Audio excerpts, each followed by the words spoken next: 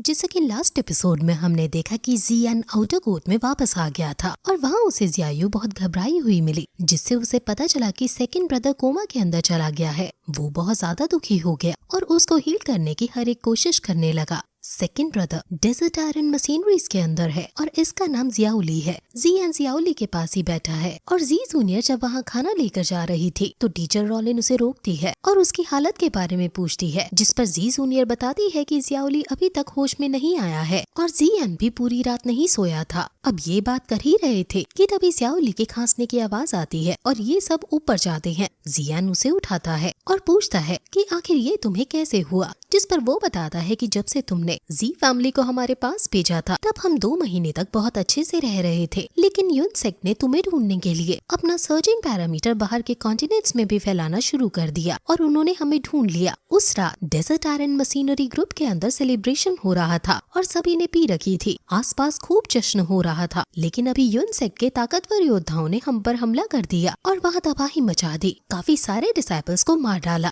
वो इतने शक्तिशाली थे कि उनका एक योद्धा हमारे 7 से 8 डिसाइपल को यूं ही मार दे रहा था। बड़े भाई और मैंने और जी क्लैन के एल्डर्स ने उनसे लड़ने की कोशिश की, लेकिन हमेशा मात ही खाए। वो हमारी जी फैमिली को ही जड़ से खत्म कर देना चाहते हैं, इसलिए वो हम पर यहाँ हमला करने के लिए आए हैं। इनसे हम जीत नहीं सकते थे, इसलिए हमने यहाँ से निकलने का सोचा और एल्डर खुद उनसे लड़ने के लिए हमें यहाँ से बाहर निकलने को कह गए। उन आदमियों ने एल्डर को बेरहमी से तड़पा तड़पा कर मार डाला। ये सुनकर जियान को युन ज़ेनलोंग पर बहुत ज्यादा गुस्सा आता है और कहता है कि वो ओल्ड मैन हमारी पूरी फैमिली को खत्म करना चाहता है, मैं अभी उसे जाकर मार डालूंगा। वो वहाँ से जाने लगता है, लेकिन जी जूनियर उसे रोकती है और कहती है कि ये समय जोश में नहीं होश से काम लेने का है। सेकंड ब्रदर भी उसे रोकता है और कहता है कि मैंने अपनी पूरी लाइफ रिस्क में डाली ताकि मैं तुम्हें ढूंढ सकूं और मैं नहीं चाहता कि तुम वहाँ जाकर अपनी मृत्यु फिक्स कर लो। क्या तुम में युन लैंगजोंग से लड़ने की ताकत है? नहीं ना, खून का बदला खून से ही लेना चाहिए। मैं मानता हूँ, लेकिन क्या तुम्हारे पास कोई प्लान है?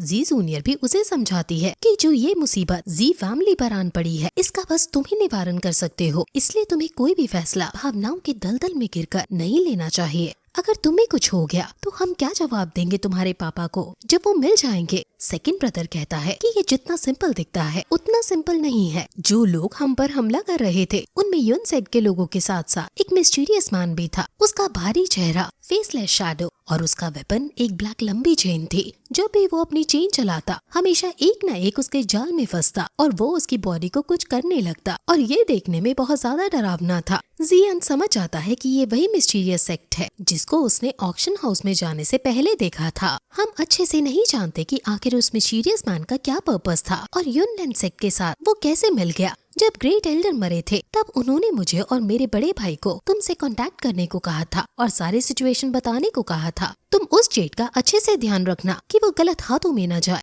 जियान पूछता है कि बाकी लोगों का क्या हुआ, जिस पर वो बताता है कि कई लोग उस मिस्टीरियस मैन के हाथों मारे गए और फिर वो मेरे भाई और मेरे पास आया और उसने कहा कि जी फैमिली के ऊपर बहुत बड़ी मुसीबत आई है, इसलिए मैं इसको संभालता हूँ और तुम जल्दी से जियान के पास जाओ और उसे इन्फॉर्म करो। और ये याद रखना, हम भले ही मर सकते हैं लेकिन जियान नहीं मरना चाहिए, उसके ऊपर ही जी फैमिली का फ्यूचर डिपेंड है। मैं वहाँ से फिर जाने लगा और वहीं एक और एल्डर उनके हाथों मारे गए। मेरे भाई के पैर में उसकी चेन लग गई और वो लंगड़ा होकर गिर गया। वो मेरे भाई को मारने ही वाला था कि तभी वहाँ हाई बुदा यानी आइस एम्परर अपने ड्रैगन के साथ आ गए और उन्होंने हमें बचा लिया। मेरा भाई काफी ज्यादा इंजर्ड हो गया, लेकिन आइस एम्परर की वजह से हम बचे हुए लोगों की एटलीस्ट जान बच गई। बचे हुए लोग मित्तल फैमिली जो कि याफी की फैमिली है उसके यहाँ जाकर छुप गए। जियान मन ही मन आइस एम्परर को धन्यवाद कहता है। सेकंड ब्रदर दुखी होते हुए कहते हैं कि डेजर्ट आयरन मशीनरी ग्रुप पूरी तरह से मिट चुकी है और हमारी जी फैमिली भी बहुत ज्यादा इंजर्ड है और अब इसका भविष्य सब तुम पर ही निर्भर है। उस यूनसेक ने हमारी महान फैमिली को दर दर भटकने पर मजबूर किया है और मैं अपनी फैमिली को नहीं बचा पाया। उसे बहुत ज्यादा गिल्ट फील हो रहा है, लेकिन जियायू उसे संभालती है और उसे ऐसा ना सोचने को कहती है और फिर अपने पेरेंट्स के बारे में पूछती है, जिस पर वो बताता है कि तुम्हारी मॉम तो सेफ है लेकिन तुम्हारे पापा का हाथ टूट गया है। ये सुनकर जियायू वहाँ से रोते हुए चली जाती है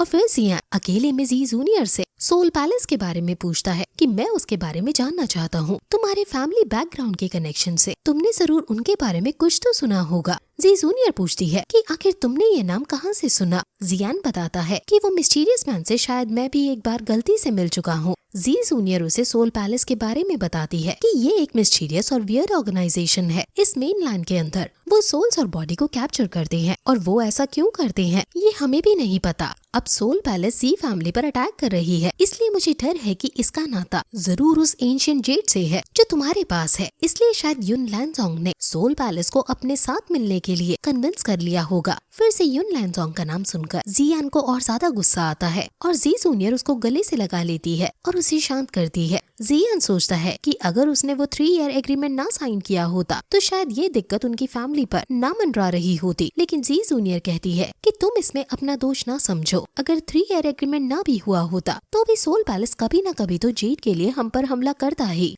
इसलिए तुम दुखी मत हो और सिर्फ स्ट्रॉन्ग होने पर ध्यान दो। जियान दुख के बादलों को हटाकर अब शपथ लेता है कि वो अब दोबारा जी फैमिली को खड़ा करेगा और जी फैमिली की नींव युन लैनज़ोंग के खून से सींची जाएगी। वहीं अब कुछ दिन बीत जाते हैं और सेकंड ब्रदर एकदम ठीक हो जाता है और वो प्रैक्टिस कर रहा होता है और उसकी प्रैक्टिस को देखकर हम समझ जाते हैं कि वो बहुत ज्यादा ताकतवर योद्धा है। जियान वहाँ आकर उसे बिग फाइटर पर प्रमोट होने के लिए बधाइयाँ देता है और वो दोनों बातें करते हैं, जिसमें जियाओली कहता है कि वो ही सियाओ एरिया में जाना चाहता है। हालांकि वो जगह एकदम बर्बाद है, वहाँ कोई रूल्स लॉ नहीं है, लेकिन शायद अब मुझे अपना मकसद वहीं जाकर मिलेगा। मैंने अपनी ज्यादातर जिंदगी ऐसी ही जगह पर गुजारी है और वहाँ की वाइब्स मुझे ज्यादा सूट करेंगी। अब मैं बिग फाइटर पर प्रमोट भी हो गया हूँ, इसलिए खतरे वाली भी कोई बात नहीं और युनलिन सेक की भी वहाँ तक पहुँच है। जी जूनियर ने भी फाइटिंग की और फाइटिंग स्किल्स के 2 स्क्रोल्स भी मुझे दिए हैं, इसलिए अब मैं वहाँ के लिए पूरी तरह तैयार हूँ। जियान भी उनकी बात मान लेता है और वो उन्हें एक रिंग देता है जिसके अंदर क्लस्टर ऑफ स्ट्रेंज फायर है। वो उसको धन्यवाद कहता है